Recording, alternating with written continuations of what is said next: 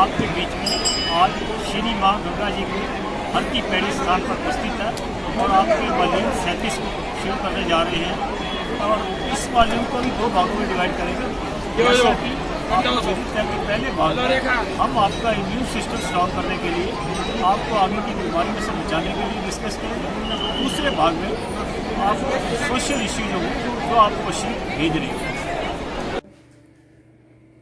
भाग 1 में सेवक आपके साथ जो गवर्नमेंट ने फेज 2 की वैक्सीनेशन शुरू की है उसके ऊपर विचार साझा करेगा। देखिए 1 मार्च 2021 से हमारी गवर्नमेंट ने 2nd फेज के लिए प्रायोरिटी ग्रुप को सिलेक्ट किया है, जिसमें कि 60 साल के ऊपर के ह्यूमन बींग्स और 45 से 60 साल के ह्यूमन बींग्स जिनको कि कोमोर्बिडिटीज भी हैं, यानी कि दूसरी डिसीजेज हैं, लेकिन उनके लिए एक ये शर्त होगी कि वो अपने फिजिशियन या जहाँ से भी वो ट्रीटमेंट ले रहे हैं गवर्नमेंट हॉस्पिटल से, वहाँ से एक सर्टिफिकेट जब वो ऑनलाइन अप्लाई करेंगे तो उस सर्टिफिकेट की कापी साथ लगानी होगी। और इसमें प्रायोरिटी पॉपुलेशन 30 करोड़ के करीब हमारे इंडिया की कवर हो जाएगी। लेकिन सेवक आपसे यह भी साझा करना चाहता है कि देखिए 24/2/2021 के किलोमीटर में सेवक ने पढ़ा कि श्री कृष्णा एला जी जो कि चेयरमैन है भारत बायोटेक के, उन्होंने बायो एशिया 2021 की कॉन्फ्रेंस में यह विचार साझा किया कि उनकी 3rd फेज की एफिकेसी डाटा 2 हफ्ते में आ जाएगी। यानी कि अगर 24/2/2021 की अखबार थी तो ये कॉन्फ्रेंस 23/2 को हुआ था। अगर 23/2 को हुआ था तो 5 दिन लगा लो फरवरी के, तो बाकी लगा लो 9 दिन मार्च के, यानी कि 8 या 9 मार्च को 2 हफ्ते कंप्लीट होंगे। अभी एफिकेसी डाटा आने में भी समय है। तो सेवक को ये महसूस हो रहा है कि गवर्नमेंट को इतनी क्या जल्दी थी कि ये 2nd फेज अपनी 30 करोड़ आबादी को इन्वॉल्व करने की, जबकि इसका एफिकेसी डाटा अभी 2 हफ्ते में आना था। दूसरा, हमारे हेल्थ केयर वर्कर्स और फ्रंट लाइन वर्कर्स को ही अभी मेडिसिन पूरी नहीं हुई, अभी उनकी भी इंजेक्ट नहीं हुआ, तो पहले तो उनको ही कवर कर लेना चाहिए था या एफिकेसी डाटा का इंतजार करना चाहिए था। इसके साथ ही सेवक आपके साथ द टाइम्स ऑफ इंडिया 4/3/2021 का भी सब्जेक्ट मैटर डिस्कस करना चाहता है। देखिए सेवक ने आपको बताया कि श्री कृष्णा एला जी जो कि चेयरमैन हैं भारत बायोटेक के, उन्होंने 2 हफ्ते का टाइम बताया था कि फेज 3 के एफिकेसी डाटा आने के लिए, लेकिन उन्होंने ICMR ने भी, हमारे जो इंडियन काउंसिल ऑफ मेडिकल वो है हमारी रिसर्च, उन्होंने भी ये कर दिया, इंटरिम एफिकेसी डाटा डिक्लेयर कर दिया भारत बायोटेक का कि इसकी एफिकेसी 81% के करीब है। अब देखिए 2-4 दिन का टाइम और रह गया था, एफिकेसी डाटा एक्चुअल भी आ जाता। हो सकता है ये एक्चुअल हो कि न्यूज़पेपर में जो आया सेवक ने आपने से वही डिस्कस किया कि इंटरिम एफिकेसी डाटा डिक्लेयर कर दिया इन्होंने कि 81% के करीब है। यह सेवक का अपना विचार है, बाकी गवर्नमेंट सेवक से अच्छी तरह जानती है। सेवक ने तो अपना विचार आपसे साझा किया। अब दूसरे भाग में सेवक आपसे डिस्कस करेगा जो आपके मैक्सिमम प्रश्न थे। देखिए आपने दांतों के दर्द के बारे में या मसूड़ों के दर्द के बारे में पूछा। अब उस विषय में सेवक आपके साथ एक ऐसी घरेलू मेडिसिन साझा करने जा रहा है जिसका कि प्रैक्टिकल आपके सामने श्री रतन लाल जी जम्मू वाले आपको बनाते हुए दिखाएंगे। सेवक आपको यह बताएगा कि आपने क्या क्या चीज़ उसमें डालनी है। तो आपने उस मेडिसिन को अपने दांतों पर सोते समय या सुबह उठ के खाली पेट, जैसे आप उठ के ब्रश वगैरह करते हैं, उसको अपने मसूड़ों पर लगा देना और 5-7 मिनट के लिए वॉश बेसिन के पास जाके खड़े हो जाना है। तो आपका सारा रेशा जम्स वगैरह वॉश आउट हो जाएंगे, आपको मसूड़े धीरे धीरे ठीक हो जाएंगे। 4-5 दिन में आपको बिल्कुल कोई प्रॉब्लम नहीं रहेगी। पहले तवे पर सफ़ेद फटकरी डालेंगे, जब वो फूल होने लगेगी साथ ही इस लाल फटकरी डालेंगे इसके ऊपर, उसको भी तवे पर फुलाएंगे। फूल के समान जब हो जाती है, जैसे पतासा होता है ऐसे हो जाएगी। इस खरल में लौंग डालेंगे, मतलब वेट के हिसाब से होता है। जैसे 100 ग्राम आपका अगर दोनों फटकरी का था वेट, तो आपने उसमें 10 लौंग डालने हैं। अब ये वेट जो 50 ग्राम के करीब है, तो हमने 5 लौंग डाले हैं।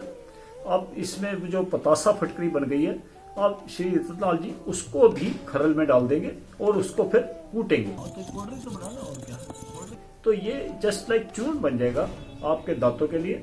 फिर सेवक आपको उसको डेमोन्स्ट्रेट करके दिखाएगा कि आपने सुबह उसको कैसे लगाना है या रात को सोते समय, और कैसे आपने अपने वॉश बेसिन पे खड़े हो जाना है। अब हमने इसको लगाना कैसे है, देखिए फिंगर पे थोड़ा सा लिया, ये मसूड़ा है हमने, नीचे भी, ऊपर भी, अंदर भी और बाहर भी लगाएगा। और अब ऐसे मुंह खोल के वॉश बेसिन में खड़े हो जाएंगे। ये 5 से 7 मिनट में आपके सारे दांत मसूड़ों में अगर कोई जर्म्स भी हैं निकल जाएंगे। इस क्रिया को आपने 5 से 7 दिन करेंगे, तो ये मौसम बदलने की वजह से जो आपके मसूड़ों में दांतों में प्रॉब्लम होती है वो ठीक हो जाएगी। और इससे आपको हरियाणगी होगी, आपका इम्यून सिस्टम भी स्ट्रांग होगा। वो क्यों होगा? क्योंकि देखिए, जब आपके मसूड़ों में दर्द था या इन्फेक्शन था या कोई जर्म्स कलेक्शन थी, तो उससे क्या था कि आपके सारी पॉजिटिव एनर्जी उस तरफ एकत्रित होकर उससे लड़ाई कर रही थी। अब जब वो पोर्शन ठीक हो जाएगा, तो वो एनर्जी अपने शरीर के दूसरे ऑर्गन्स के लिए फंक्शन करना शुरू कर देगी। देखा, इससे 2 फायदे आपको हुए। अब आपके भाग 2 पर आते हैं। देखिए, पिछले कुछ वर्षों से हमारी गवर्नमेंट्स पब्लिक सेक्टर की कंपनियों को, या तो विदेशी कंपनियों को या हमारी घरेलू कंपनियों को, उनकी शेयर होल्डिंग यानी कि हिस्सेदारी या पूरी की पूरी कंपनियां बेच रही है। ये बहुत ही एक गलत प्रैक्टिस है। सेवक महसूस करता है, ये विचार आपसे पहले भी साझा कर चुका है, लेकिन आज सेवक आपके साथ एक माननीय श्री रंजीत दीक्षित जी की एक वीडियो है पुरानी, वो शेयर करेगा, जिसमें उन्होंने कुछ साल पहले ये बात की थी, जबकि उस समय यूपीए गवर्नमेंट हुआ करती थी। लेकिन आज क्या हो रहा, आज भी हम उसी स्थिति, उससे भी हमारी स्थिति खराब हो गई है। देखिए, आज हम जो कंपनियां हमें प्रॉफिट अच्छा दे रही थी, जो अपने आप को मेंटेन करके हमारे को भी दे रही थी, हम उनको भी बेचने जा रहे हैं। जैसे हम एग्जांपल ले रहे हैं बीपीसीएल का। बीपीसीएल हमारे को कितना पैसा कमा के दे रहा है, लेकिन हम आज अपनी आर्थिक स्थिति को बचाने के लिए उसको भी बेचने जा रहे हैं। अपनी इंश्योरेंस सेक्टर यानी कि जनरल इंश्योरेंस की कंपनी को बेचने जा रहे हैं, बैंक्स को बेचने जा रहे हैं, जबकि ये चीज़ें जो है हमारी डेवलपमेंट में इनका बहुत योगदान रहता है। दूसरा क्या है, जो स्टेट की कंपनियां होती हैं, वो स्टेट के वेलफेयर में काम कर सकती हैं। वो कभी भी प्राइवेट कंपनियों की तरह अपना प्रॉफिट का ध्यान नहीं करती, लेकिन उसके बावजूद भी वो अपना प्रॉफिट भी मेंटेन करती हैं। आज हमारे साथ क्या हो रहा है व्यवहारिक तौर पे, देखिए, आप किसी भी कंपनी का, मैं कहता हूँ सिर्फ पेट्रोलियम कंपनियों का ही ले लो, तो आप देखेंगे कि उसमें से कितना पैसा हमने डिविडेंड रूप में या उससे हमने बोनस के रूप में, यानी कि सपोज करो गवर्नमेंट का शेयर किसी कंपनी में 60,000 करोड़ है, अगर हमने उससे 1:1 का बोनस लिया है, तो इसका मतलब 60,000 करोड़ रुपया हमने एक साइड पे कर लिया उसका, जो कि उसने अपनी डेवलपमेंट में लगाना था, अपनी प्रोग्रेस में लगाना था। दूसरी तरफ डिविडेंड हमने अगर 70 रुपये 50 रुपये पर शेयर लिया, अब 10 रुपये वाले शेयर के ऊपर अपने, मैं कहता हूँ 50 भी नहीं, मैं कहता हूँ 5 रुपये शेयर भी लिया, तो हम 30 करोड़ रुपया डिविडेंड रूप में लिया। तो इससे क्या हुआ कि कंपनी ने जो पैसा अपनी डेवलपमेंट पे लगाना था, वो हमने अपनी गवर्नमेंट ने ले लिया अपनी इकोनॉमिक डेवलपमेंट के लिए। ये हम कैसी डेवलपमेंट की तरफ जा रहे हैं? ये सेवक का अपना विचार है। सेवक के गवर्नमेंट पॉलिसी को क्रिटिसाइज नहीं कर सकता, लेकिन सेवक की नज़र में ये जो हो रहा है गलत हो रहा है। बाकी आपके साथ जो शेयर राजीव दीक्षित जी की वीडियो के कुछ अंश शेयर करेगा, आपको ये बात उससे भी स्पष्ट हो जाएगी। और एक एक सेक्टर पर अगर एक छोटी छोटी बुक बनाई जाए ना, BHEL ने क्या किया, NTPC ने क्या किया, स्टील अथॉरिटी इंडिया लिमिटेड ने क्या किया, स्टेट बैंक ऑफ इंडिया ने क्या किया, पंजाब नेशनल बैंक ने क्या किया, पंजाब नेशनल बैंक की कहानी सुनेंगे तो आपके रोंगटे खड़े हो जाएंगे। ये पंजाब नेशनल बैंक लाला लाजपत राय ने शुरू किया था इंपीरियल बैंक को टक्कर देने के लिए। इंपीरियल बैंक होता था अंग्रेजों का, तो सब भारतवासी अपने बैंक अकाउंट उसमें जमा करते थे। तो लाला लाजपत राय ने कहा स्वदेशी आंदोलन आप जानते हैं 1905 में, उस स्वदेशी आंदोलन के गर्भ में से निकला पंजाब नेशनल बैंक, और सारे क्रांतिकारियों के bank account Punjab national bank में जमा होते थे, क्योंकि अंग्रेज इन क्रांतिकारियों का बैंक अकाउंट स्वीकार नहीं करते थे।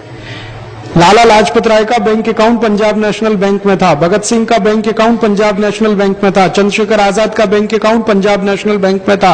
चंद्रशेखर आजाद की जो संस्था थी ना, हिंदुस्तान सोशलिस्ट रिपब्लिकन आर्मी, उसका bank account Punjab national bank में था, क्योंकि अंग्रेजी बैंक इनको स्वीकार नहीं करता था।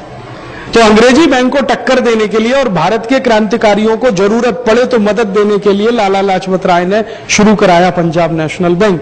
अगर ये कहानी हिंदुस्तान के घर घर में जाए तो कोई भी गर्व से कहेगा कि मेरा खाता पंजाब नेशनल बैंक में है, जिसमें भगत सिंह का खाता था। मेरा खाता पंजाब नेशनल बैंक में है, जिसमें लाला लाजपत राय का खाता था। मेरा खाता एक ऐसी बैंक में है जो भारत की आजादी के आंदोलन में मदद करने वाला बैंक रहा, पंजाब नेशनल बैंक। और कई बार तो ऐसा भी हुआ था कि पंजाब नेशनल बैंक के कर्मचारियों ने फंड्स इकट्ठे कर करके ये भगत सिंह ऊधम सिंह को दिए थे बम बनाने के लिए, पिस्तौल तमंचे चलाने के लिए, क्योंकि पैसे की जरूरत पड़ती थी। तो ऐसी बातें, साधारण बातों से लेकर विशेष बातें जो कुछ हुई हैं पिछले 10-12 वर्षों में पब्लिक सेक्टर के द्वारा, वो हम लोगों के सामने लाएं। अभी क्या होता है, एक साइडेड पिक्चर पूरे देश में प्रचारित किया जा रहा है, पब्लिक सेक्टर हरामखोर है, सफेद हाथी है, ये बर्बाद हो रहे हैं, बकवास कर रहे हैं। ये इसलिए कि इनको खत्म करने के लिए सरकार तैयार बैठी है। तो इस तरह का दुष्प्रचार हो जाए, लोग स्वीकार कर लें कि हाँ, और एक झूठ को बार बार बोलो, थोड़े दिन में सच लगने लगता है। आप रोज बोलो सफेद आती है, तो जनता मान ही लेगी कि हाँ है। तो फिर जिस दिन बंद होगा, जनता को कोई दुख नहीं होगा, और ये बेचारे अकेले मर जाएंगे, क्योंकि ये विरोध नहीं कर पाएंगे, अकेले उतनी दम नहीं। तो मेरा ऐसे मन में आता है कि हिंदुस्तान के साधारण लोगों को एजुकेट करने के लिए कम से कम पब्लिक सेक्टर के बारे में छोटी छोटी बातें, साधारण बातें पहुंचाई जाएं लोगों के पास। जैसे आज हिंदुस्तान में 76,000 मेगावाट बिजली बन रही है। आजादी मिली थी तो मुश्किल से 6,000 मेगावाट बिजली बनती थी, वो भी मुश्किल से। तो ये 76,000 मेगावाट बिजली किसने दिया इस देश को बना के? अमेरिका की कंपनी ने, इंग्लैंड की कंपनी ने, भारत की कंपनी ने, NTPC या स्टेट की जो पावर कंपनियां हैं राज्यों की, उन्होंने दिया। और 1 लाख मेगावाट की कैपेसिटी है, 2-3 साल में आ जाएगा वहां तक, वो भी उन्होंने दिया। एनरॉन एक विदेशी कंपनी आया था, 1 मेगावाट अभी तक हिंदुस्तान को नहीं दे पाया। इतने साल से तमाशा चल रहा, लोगों को ये मालूम होना चाहिए। ऐसे ही हिंदुस्तान के 3 लाख गांव में पीने के पानी की जो व्यवस्था आज तक हो पाई है, आप जानते हैं इसमें फंड्स किसके इस्तेमाल हुए हैं? LIC के, GIC के। गांव में पीने के पानी की व्यवस्था में LIC, GIC के पैसे का इस्तेमाल हुआ है, सरकार के पैसों से नहीं है, माने सरकार के बजट के खर्चे में से नहीं आए। ऐसे ही इतनी 14,000 किलोमीटर सड़कें हिंदुस्तान के पब्लिक सेक्टर के भारत सरकार को दिए गए मुनाफे में से 14,000 किलोमीटर की सड़कें बनी है। रेलवे का इतना बड़ा नेटवर्क बना है जो दुनिया में दूसरे नंबर का सबसे बड़ा नेटवर्क है। ये कहां से खड़ा हुआ है? कोई विदेशी कंपनी ने नहीं खड़ा किया, हिंदुस्तानी रेलवे ने खड़ा किया है। और आज उस रेलवे को गाली देके इस स्थिति में ला दिया है कि वो डिफेंसिव हो जाए, और डिफेंसिव होते चले जा रहे हैं बेचारे। अब दूसरा सोशल इश्यू से ले जा रहा, हमारे यहाँ पे गरीब की क्या स्थिति है। देखिए, इसके लिए मैं एक आपको करंट एग्जाम्पल दे रहा हूँ कि हमारे माननीय प्रधानमंत्री जी ने पब्लिक रैली में कहा था कि हम गरीब आदमियों को, यानी कि हवाई चप्पल वालों को, मैं पर्टिकुलर लैंग्वेज बता रहा हूँ, हवाई चप्पल वालों को हवाई यात्रा करवा देंगे, इतनी सस्ती कर देंगे हवाई यात्रा। अब आप देखिए प्रेजेंट हमारे साथ क्या हो रहा है। हवाई यात्रा तो छोड़ो, रेलवे की यात्रा भी हवाई चप्पल वालों से छीनी जा रही है। वो कैसे? देखिए, जितनी भी फास्ट ट्रेनें हैं, 150 किलोमीटर के करीब जिनकी रफ्तार है पर आवर, उनमें से स्लीपर क्लास और जनरल क्लास के बोगीज को, डब्बों को हटा दिया गया है, उनको फर्स्ट क्लास कर दिया गया है और उनके किराए भी ज़्यादा हैं। अब इससे अंदाज़ा लगाइए, अब क्या वो व्यवहारिक बात थी जो हमारे माननीय प्रधानमंत्री जी ने रैली में कही थी कि हम हवाई चप्पल वालों को हवाई यात्रा करवा देंगे, इतनी सस्ती कर देंगे हवाई यात्रा। यहाँ पे तो रेल यात्रा ही महंगी हो गई है और उनकी जो सस्ती टिकट पे वो यात्रा करते थे वो भी बोगियां खत्म हो गई हैं। अब जनरल क्लास की गाड़ियां कितनी रह गई हैं? अब यहाँ से आप अंदाजा लगाओ कि हमारे आज के पॉलिटिशियन अपनी और करनी में कितना सत्य हैं, व्यवहारिक कितना है। इससे ज़्यादा सेवक इस विषय में भी ज़्यादा नहीं कहना चाहेगा और आज की इस वीडियो को सेवक यहीं पे समाप्त करना चाहेगा। जय हिंद, जय भारत।